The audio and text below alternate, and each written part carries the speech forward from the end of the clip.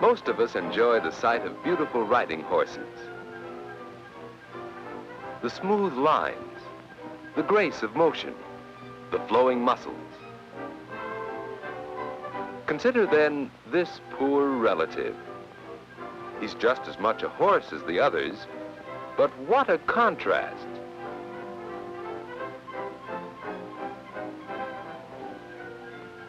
What makes horses resemble each other in some ways, yet differ so widely in others?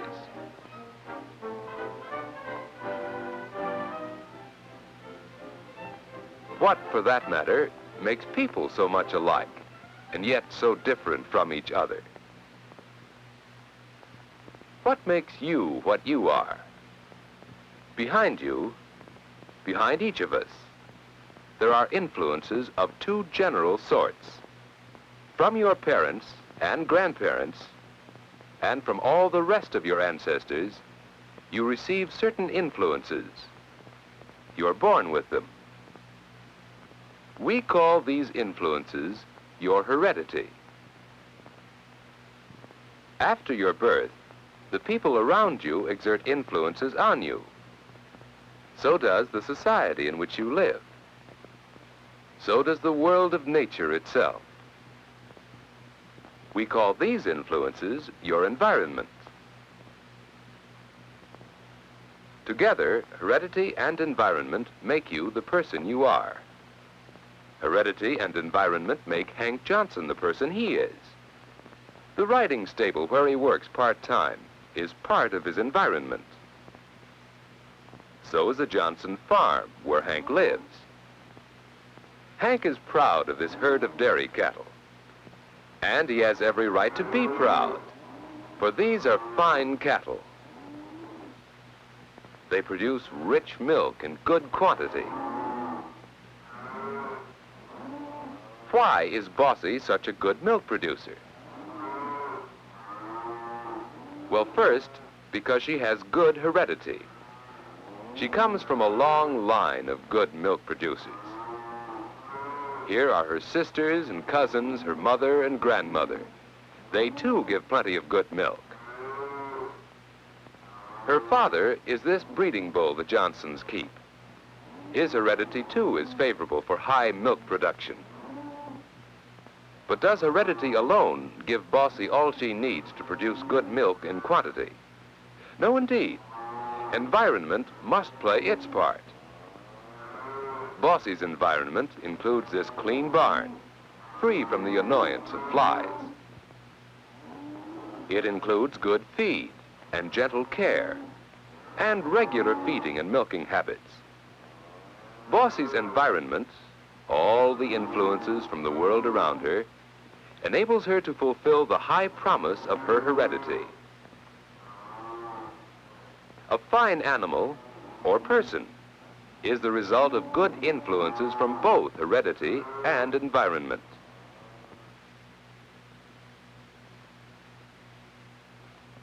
Now, what are the principles by which heredity and environment function? Let's examine first the large principles of heredity. 1, offspring tend to resemble their parents. This is true of dairy cattle, and of pigs, and of dogs, and of course of people. Offspring tend to resemble their parents. But there are exceptions. Although Hank grew up and works in the same environment as his father, still, Hank has fair hair and blue eyes. His father and his mother have darker coloring.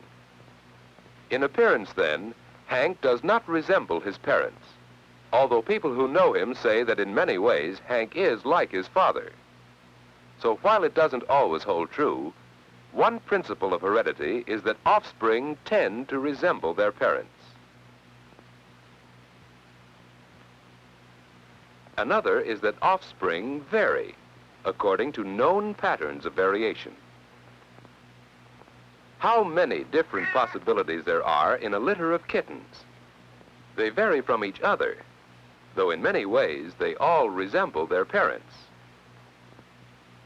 How widely two brothers may differ from each other. Offspring vary in appearance and in temperament. Again, there are exceptions. Identical twins resemble each other far more than they do either parent. But even the exceptions follow certain patterns of variation.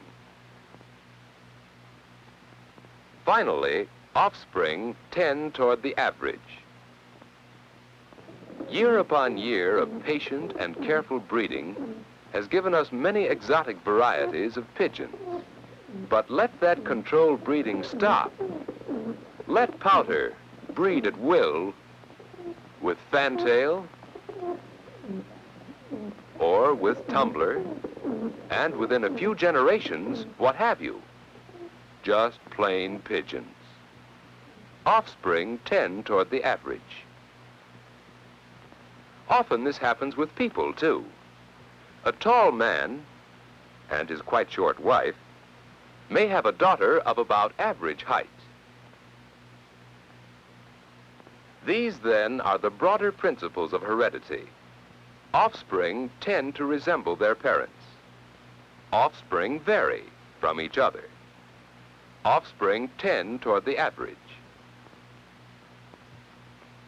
In long experiments, scientists have charted patterns of hereditary influences through many generations of animals and plants. Their findings make up the study of genetics, the study of how heredity works. But now, how does environment operate? This sickly corn grew from the very finest hybrid seed. It has very good heredity. But what an environment! Poor soil, choked with weeds. Not enough water. No treatment for disease. The result? Scraggly ears, small yield. This corn was grown from the same seed, but with far better environment. Plenty of water and sun, rich soil, the right kinds of fertilizer. Plants and animals cannot control their environment.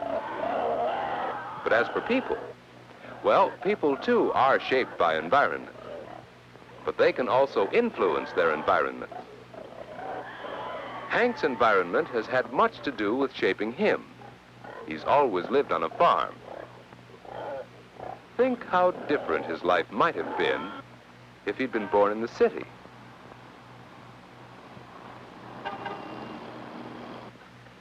Or grown up along the seacoast.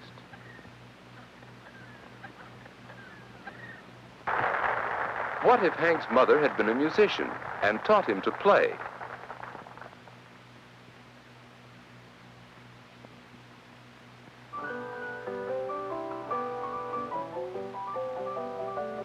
Or even suppose Hank had been brought up on a different farm. Suppose his family had been less industrious. All sorts of things might have happened to Hank because of differences in his environment. With the very same heredity, a different environment would have made him quite a different person. But beyond this, Hank himself plays a part in shaping his environment, as do all of us. You change your environment every time you work to improve your surroundings. Every time you choose a new friend. Every time you make plans for the future and carry them out. Every time you study to learn more of the world about you. How well and how wisely you work to improve your environment determines how much you can improve yourself. Our heredity is determined. We cannot change it. But we can influence our environment. This is the great possibility which lies in all of us, to change our environment and make it better, as Hank and his family have done. To fulfill the best promise of our heredity, we must work constantly to improve our environment, and so live a happier, fuller life. you.